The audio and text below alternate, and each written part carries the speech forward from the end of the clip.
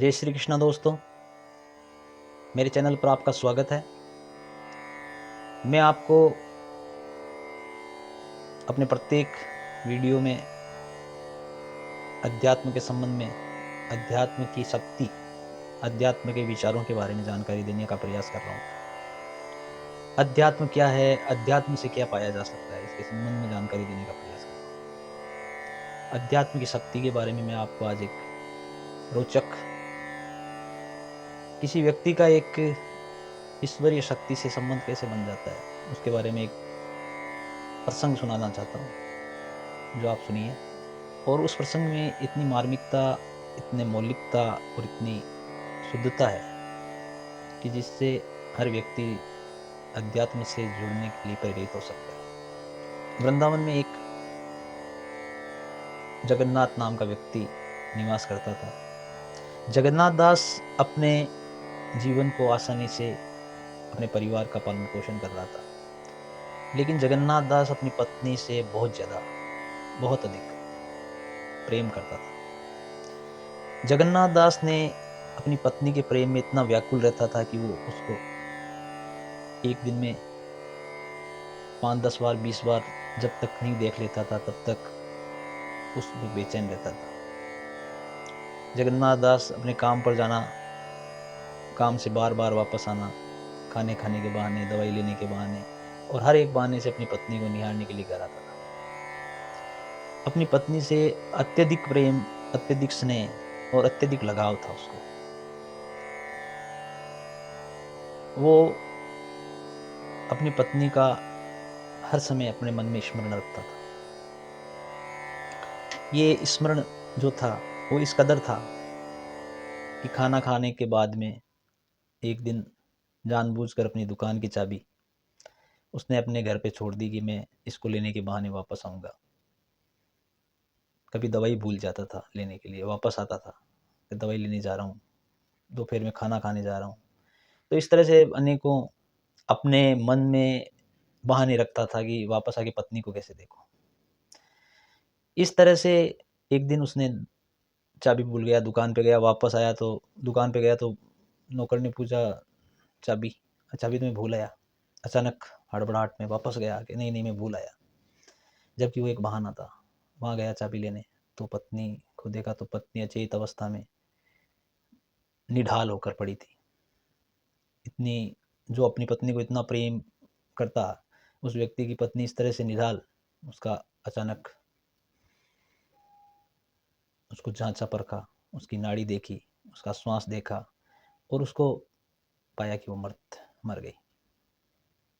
अब जो अपनी पत्नी से इतना प्रेम, इतना लगाव रखता है कि दिन में 10 बार, 15 बार नहीं देख लेता है, तब तक वो जी नहीं पाता है। उसकी पत्नी उसके सामने मरी हुई पड़ी थी। 3 दिन तक लगातार उसने अपनी पत्नी को अपने से छाती से लगाए रखा। उसमें से बदबू आने लग गई। तो आस-पड़ोस के लोगों को जब बदबू आई तो सब लोग उसके घर आए कि ये अब मर चुकी है, अब इसका दाह संस्कार करना पड़ेगा, इसको छोड़ो। तो उसने अपनी पत्नी को ज़बरदस्ती उससे छुड़वाकर उसकी पत्नी को वो ले गए, दाह संस्कार किया। लेकिन वो व्याकुल हो गया। उसके स्मरण से उसकी पत्नी निकल नहीं पा रही थी, वो पागल सा हो गया।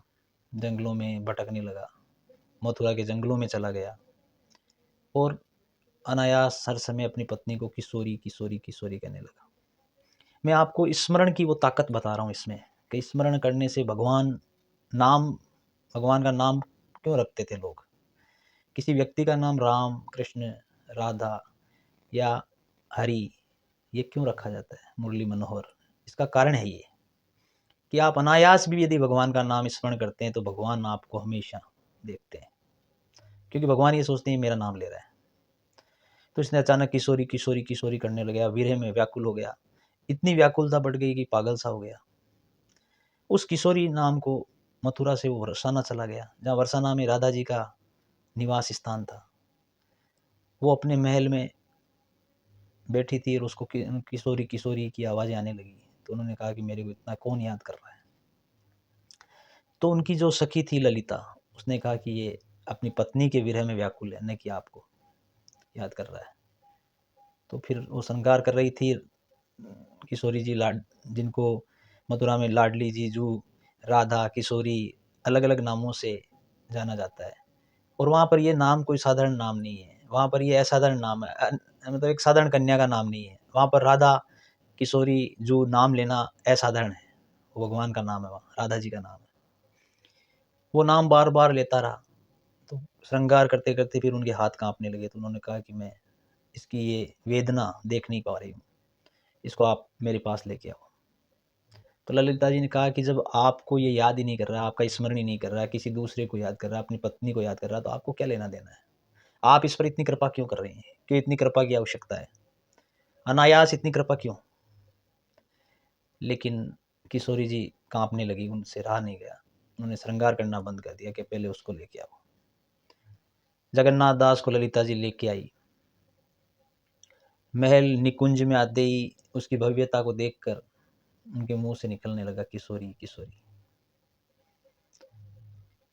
वहाँ पर करुणा भाव से, विरह से